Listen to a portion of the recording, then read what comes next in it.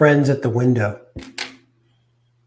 Of course, the whisper of the real Jim, who by this point was relegated to the shadows of his soul, would question whether or not this was a good move, whether this aligned with what he had set out to do when entering the door to the concrete jungle from Rhode Island.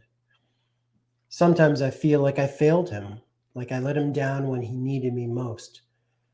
But the James in me at that point was barely a fetus on a long road to birth. Jim knew he was in for an experience, to say the least, during the initial rehearsal and read-through. To be blunt, he was surrounded by people who couldn't act their way out of a wet paper bag. Hearing some of the actors read their lines was like nails on a chalkboard pumped through a nightclub stereo system. However, the silver lining was Camille, a beautiful blonde model who seemed different from the others. There was something genuine about her underneath the celebrity aura she seemed to have.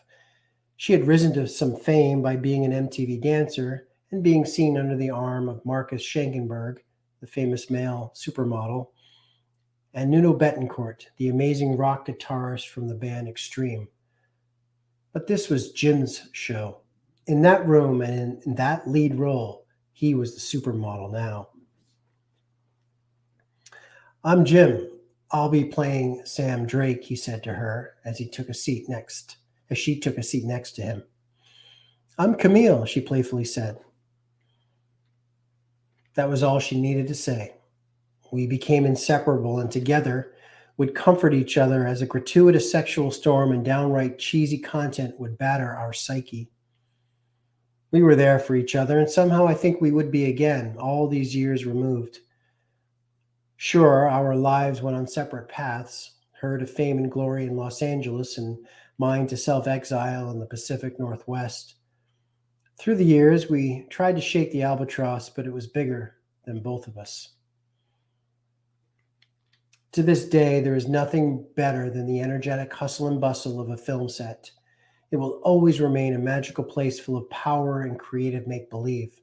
For Jim, that first day stepping foot onto a Brooklyn soundstage was 20 years in the making. From the wide-eyed stage of the pediatric wing to the watery-eyed showing of E.T. the Extraterrestrial to the biggest stage of them all. That boy within the young man was beaming like Christmas morning. Jim brought all of his sidekicks and memories along for the ride. Along for the ride. There was a celebration.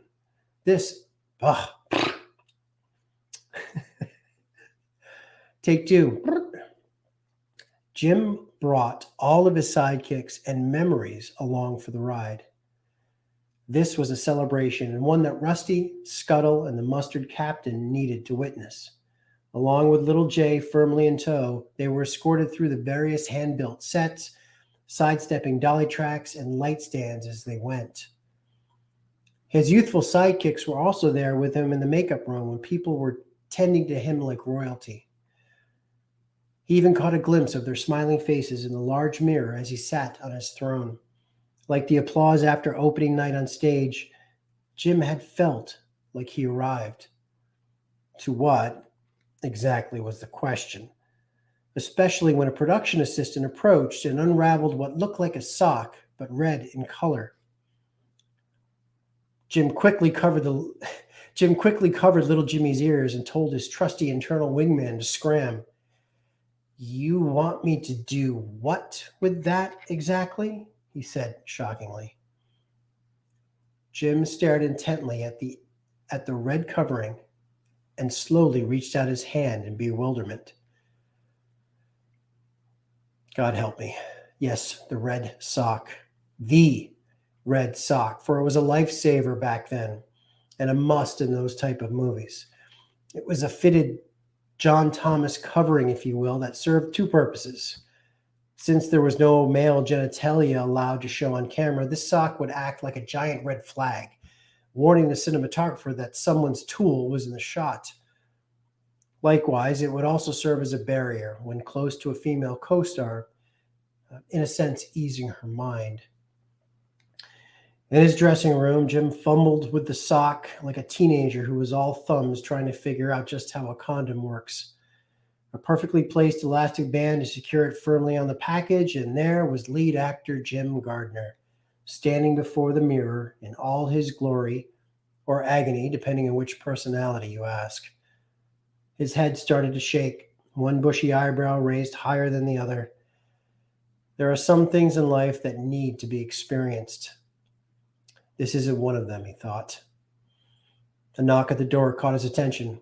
5 minutes, Mr. Gardner, the production assistant bellowed.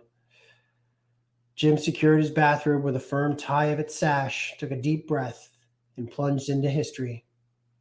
No time for caution, he thought. I'm an actor.